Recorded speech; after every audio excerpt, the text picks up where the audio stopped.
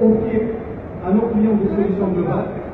Nous avons une plateforme logistique à Mohamedia avec des clients de Renault dans le domaine de l'high-tech, de la technologie, de l'automotive. Récemment, nous avons continué notre internationalisation de la logistique en accompagnant Decathlon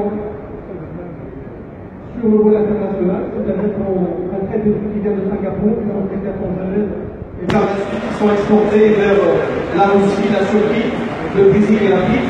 Donc vous voyez l'activité logistique qui s'internalise de plus en plus. Donc ça c'est l'activité nulle et l'activité supply chain, à savoir les solutions de transport de logistique.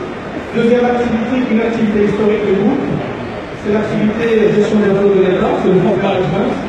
On gère à peu près 130 000 véhicules, de l'achat jusqu'à la réforme, c'est-à-dire qu'on a développé son pas d'achat avec une vraie offre de services, développer l'économie et services. On fait de l'immobilisation, on fait de l'assurance aussi, à travers le filière de montage d'assurance. On travaille sur le maintien, il y a à peu près 1300 garages répartis sur le royaume et on les référence, on les maintient, ensuite il y a la partie réforme et revente. On est présent sur le cycle de vie d'un véhicule. La troisième activité, c'est l'activité de développement des zones logistiques. Nous avons développé celle de Mohamedia, il y en a d'autres qui sont bientôt qui seront dévoilés sur la région du Maroc. Nous sommes présents avec des projets au Congo, au Côte d'Ivoire. Nous avons des projets qu'on a eu l'occasion sous la présence politique de Sa Majesté en Tanzanie et Rwanda. Et bien entendu, il y a une vraie stratégie de développement et de l'accompagnement des zones à travers l'Afrique. Quatrième activité, c'est l'activité de courtage d'assurance, qui est une activité historique. Et finalement, l'activité cinquième, c'est la technologie et l'innovation. Ça fait 1 an qu'on avait inauguré lors du congrès africain des transporteurs logistiques, ça avait eu supply chain.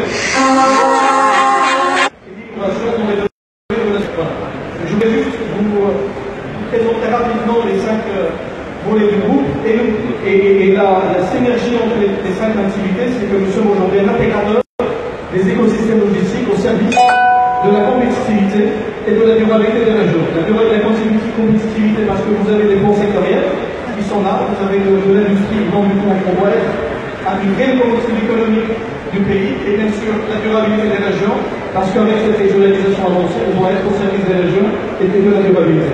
Donc, groupe STL présent aujourd'hui sur pas mal de pays africains, cette ambition de devenir très actif dans le domaine de transport logistique.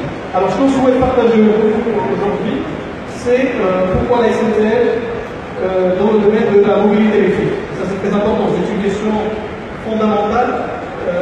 Et avant de la poser, quel sera le rôle du logicien de demain? C'est-à-dire que la plupart de vous, quand vous parlez de la logistique, vous l'avez l'avantage. C'est lui qui fait du transport et d'autres choses. Mais le métier a évolué. C'est-à-dire que de plus en plus, les clients cherchent à une intégration globale dans leur chaîne de valeur, cherchent à avoir des partenaires sérieux qui imaginent des solutions, qui innovent avec eux et qui partent vraiment sur l'ensemble de la chaîne de valeur. C'était le cas grâce au groupe Sérieux, qui est un groupe qui est présent via Motors, comme vous le connaissez, qui dispose de Mémomar, la partie sauvagère, etc. qui nous avons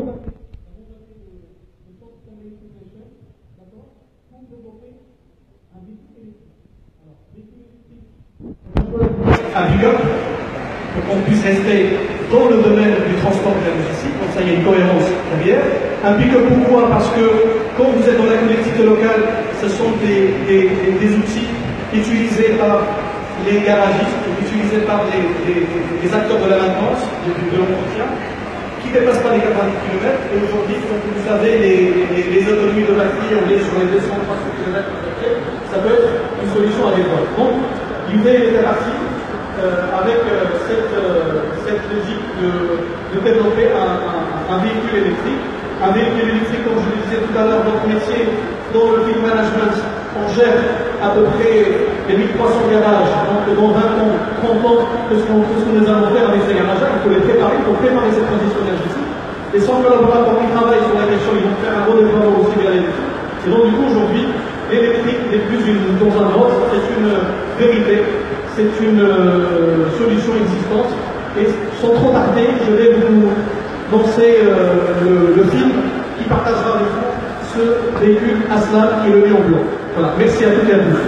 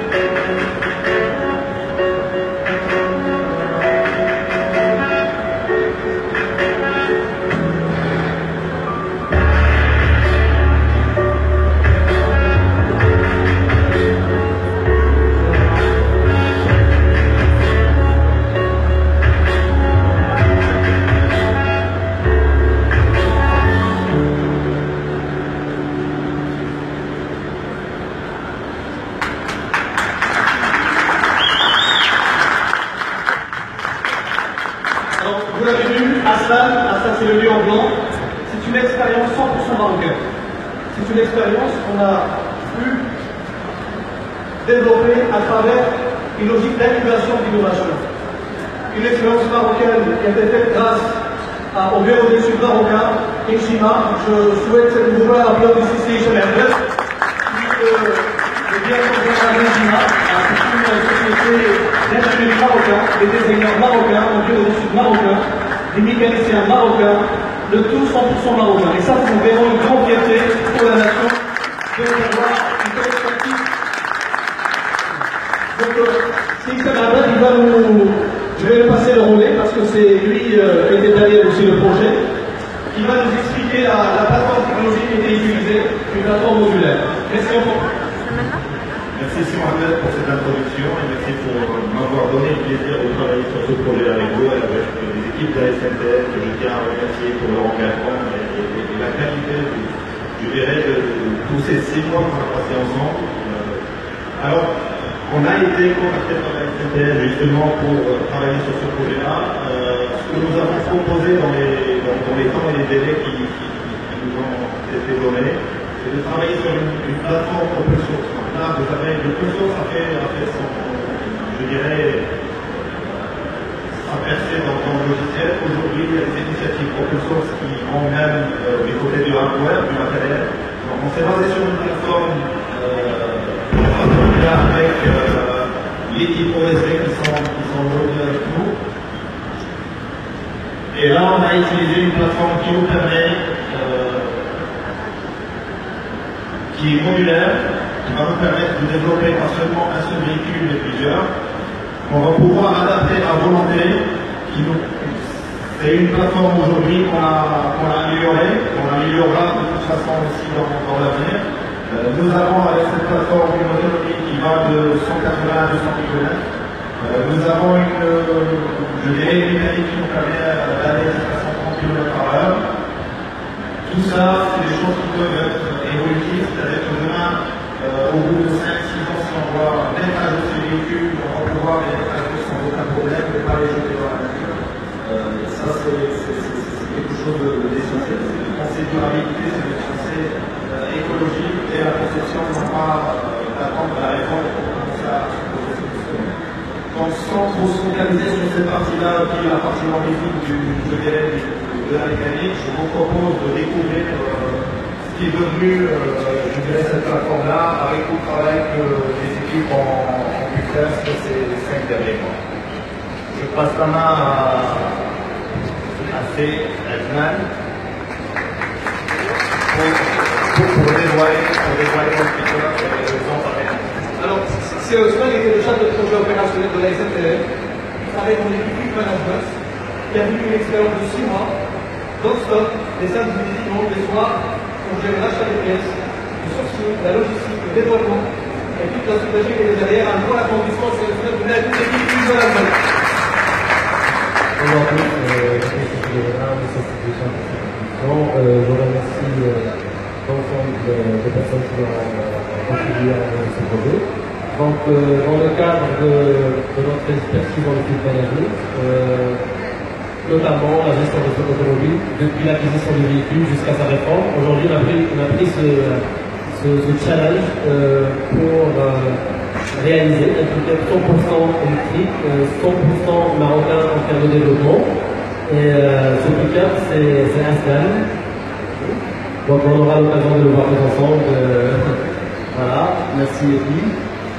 Et donc ce pick-up-là répond parfaitement aux exigences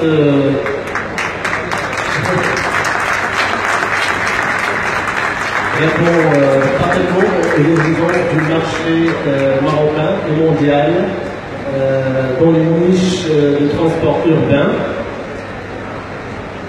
Et bien évidemment, on vient en tant que groupe pour confirmer notre engagement à s'inscrire dans la transition énergétique en développant ce concept et en donnant vie à ce pick-up 100% électrique et 100% marocain. Et merci, voilà, je passerai peut-être la main à quelqu'un pour un mot. Merci Othman. Merci à toute l'équipe SNCF qui a participé dans ce projet.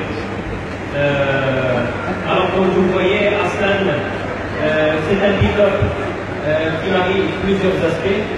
Le premier, c'est un aspect esthétique qui est très agréable, très beau, mais aussi aérodynamique pour profiter de toute la puissance qui offre le moteur. Un moteur à 5 de 29 kW qui offre au véhicule la possibilité d'atteindre une vitesse maximale plus que dans son essence, qui est de 129 km/h. Le véhicule porte un ensemble de 24 éléments de charge de batterie.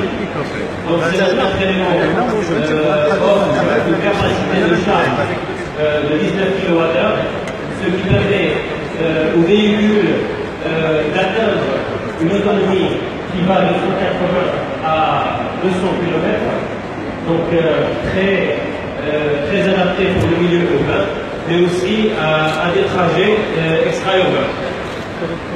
La pick-up Aslan, de par sa confortabilité, sa forme, le fait qu'elle fait profiter l'utilisateur de plusieurs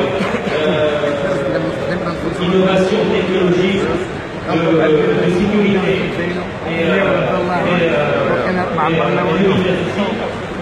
permet une charge de 800 kg dans sa benne qui une superficie de 2 mètres carrés avec de vous montrer avec une porte de benne qui permet une recharge et une charge très facile.